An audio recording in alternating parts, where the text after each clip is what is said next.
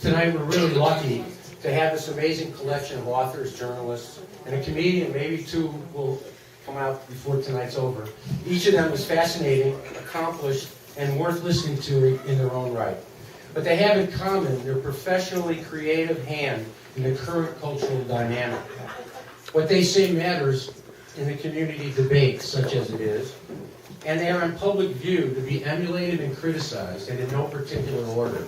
So I figured bringing these people together, along with their quite different mediums of expression, and to hear their impact on today's society, it seemed to me anyway, with the country and the rest of the world as screwed up as it is, I figured, what harm can they do? So, even if this only leads to a little mayhem, thanks for coming. Will Durst, Ben Fong-Torres, Ellen Sussman, Alan Kaufman, and Phil Bronstein. So welcome them all.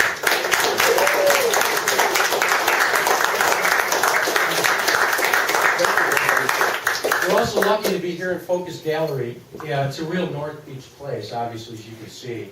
And thanks to John Perino, our host at the gallery, for letting us put on the show. And of course, saving the best for last, thanks to Nancy Califf, my wife, whose paintings are adorning this place.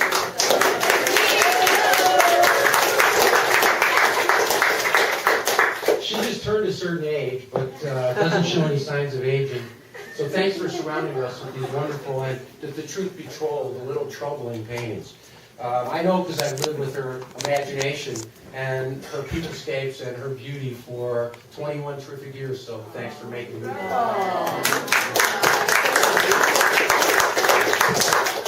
That'll go a long way to it. Yeah, you might get lucky. I'm already lucky. I was a little intimidated, to be honest, when this group agreed to do this. And so I realized I better add something tonight. I mean, I wrote a novel, and I just finished a new screenplay, and I'm working on a new book. And I've also been a lawyer for over 30 years. But in addition to the schlepper for the artist. But tonight, I'm not the talent. So about a month ago, when I started to sweat about what I was going to say tonight, I began a diary of my thoughts to help me maybe find a hook. So September 1st, flew to New York reading Alan Kaufman's novel, Matches.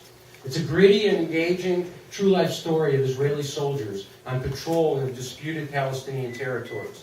So heavy and desperate, it made me think crazy thoughts. In Gaza strip clubs, do they have full facial nudity? The book is not funny. It's about a New York-born Jew, a dual citizen serving in the Israeli Army Reserves, and he's trying to come to grips with his Israeli identity. He's educated and raised an American, and he's someone who has not lived in fear of annihilation since his birth. Someone who hasn't been brought up to hate, as other Israeli soldiers do. Their DNA is to kill Palestinians and anyone else who denies them the right to exist. Kaufman's protagonist comes from a place of love and freedom, and he doesn't want to kill. Yet he must as a soldier, and he does, and he struggles to make sense of it all. Shit, I'm depressed on this airplane. Wife leaning on my shoulder in full REM, drooling on the collar of my new shirt. Love is the hook I wanted to use to tie together this Litquake event. Because of her exhibit, and to celebrate our relationship, I must explore it in light of the weird paintings. And the fact we're going to New York City in part to put on a lit crawl event on 911 about 911. Just when the proposed Islamic Center near Ground Zero issue blows wide open. In less than a decade since 911, we have become a culture of fear. One shoe bomber, all shoes come off. One liquid bomb, and my 85-year-old father-in-law has to fork over his 5-ounce container of sour cream to get on a plane. Why have we adjusted so quietly? Why are we accepting this wave of paranoia as the norm?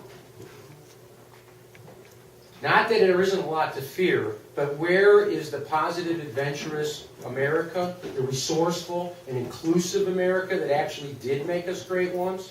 Instead, some crazed pastor of a church threatens to burn the Quran to show our force against the terrorists? Are we turning into the very same dark force of hatred and bigotry that we claim to be combating? Why can't we transcend this hysteria? How can we leave this culture of fear behind and steer our collective conscience back towards tolerance and love? rather than hate, to turn the other herd, so to speak. See, love is the hook, and I'm going to let Alan Kaufman try to explain this first. Now, Alan, his books include Jew Boy, a memoir, matches the novel that I talked about, The Outlaw Bible of American Poetry, and The Outlaw Bible of American Literature. He's a bright and fearless young man, and he has something important to say, so please welcome Alan Kaufman.